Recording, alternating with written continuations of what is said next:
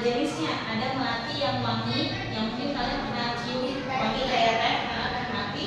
Ada juga ini jenis melati yang tidak wangi, ya, tapi tetap dia dalam keluarga melati, jasmine.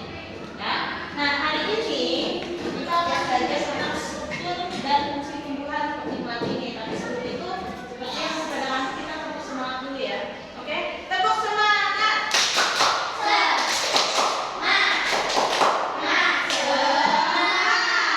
Oke, jangan ngantuk ya.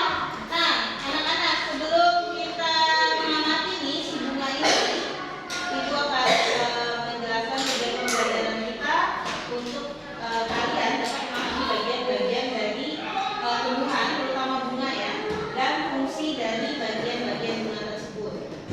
Oke. Nah, ini yang tadi sudah kita bahas ya. Salah satu makhluk hidup merupakan si tumbuhan ini. Pasti kalian pernah lihat dan mungkin tidak ya. Dan makannya melalui apa? Melalui fotosintesis. Ya, duduk yang betul. Oke. Kita lihat di sini ada beberapa bagian tumbuhan utama. Ini pasti sudah kalian pelajari juga dari mungkin dari TK ya. Ada apa aja di tumbuhan?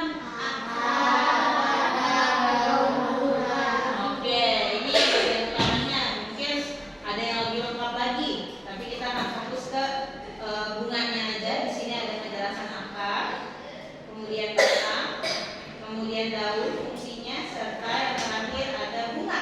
Coba ibu kita tahu siapa yang membaca Kak. Bunga berfungsi sebagai bentuk reproduksi pada tumbuhan. Selain itu, bunga berguna untuk menarik penyambut serangga yang aneh bagi bagian-bagian bunga di antaranya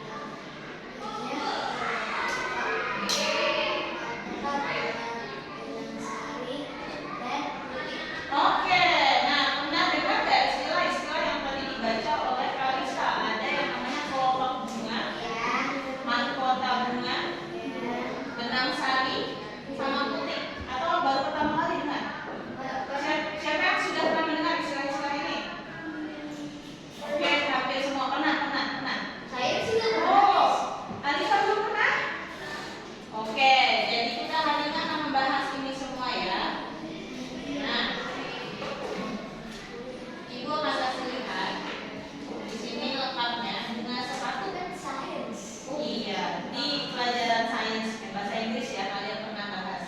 Nah, anak-anak ini ilustrasinya ya, bagian dan fungsi bunga. Oke, kita perbesar, zoom in. Oh, pernah. Oh pernah, tapi mungkin kamu lupa ya. Iya. Nah, ini bunga sepatu anak-anak kalau dibelah dalamnya kayak gini. Bunga sepatu. Ya, bunga sepatu.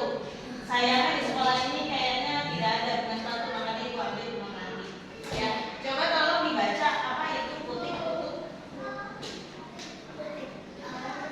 Reproduksi bukan sendiri dari bagian putih, yaitu dan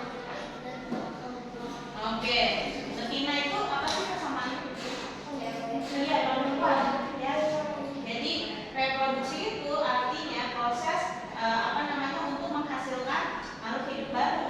Ya, dalam reproduksi tumbuhan ini putih berperan sebagai betinanya. Ini gambarnya nih anak-anak kuning-kuning. Nanti kita akan lihat di bunga melati mana putih. Kemudian mahkota bunga siapa yang membaca? Oke, Kim.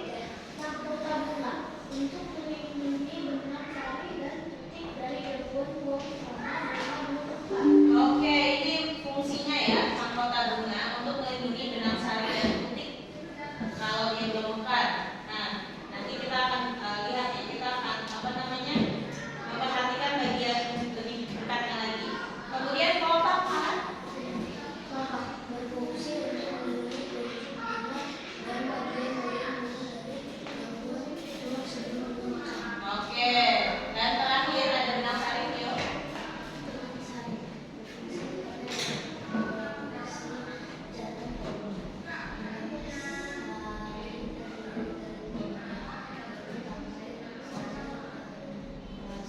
Oke, nah anak-anak itu dia 4 bagian utama reproduksi bunga. Ada putih, ada mahkota bunga, ada kelopak dan benang sari. Hari ini kita punya misi, yaitu mengamati 4 ini di dalam